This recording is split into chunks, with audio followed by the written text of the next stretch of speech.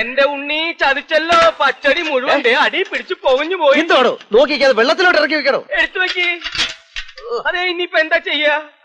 അതിന്റെ തലയിൽ കൂടെ കൊരി വെച്ചോ. അപ്പൊ ഈ കറി മുഴുവൻ വേസ്റ്റാവില്ലേ? പിന്നെ അത് മുഴുവൻ പുകച്ച് നാശമാക്കി വെച്ചു. ഒന്ന് പതുക്കെ പറ. ആ തള്ള കേട്ടാ നമുക്ക് കുറച്ചില്ല. ഞാൻ ഒരു കാര്യം ചെയ്യാം, ഞാൻ ഇതൊക്കെ എന്റെ വീട്ടിലേക്ക് കൊണ്ടുപോവാ. ശ്രദ്ധിക്കണം. എന്നിട്ട് വേണം നാളെ കള്ളടിക്കുമ്പോ എടുത്ത് വെച്ച് നക്കാൻ.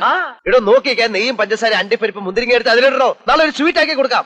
എന്റെ അളിയ, അതിനല്ലേ ഞാനിത് പുകച്ചത്. ഞാനും ഇപ്പൊ പുകച്ച. ഇനി എന്നെ തല്ലരുത്. തല്ലിയാലേ? തല്ലിയാൽ നീ തല്ലോ തല്ലോ. ഇനി തല്ലിയാ ഞാൻ കൊള്ളുന്നു. എങ്ങനെയാണോ ഇതിനെ ഇങ്ങനെ ആക്കി വെച്ചത്?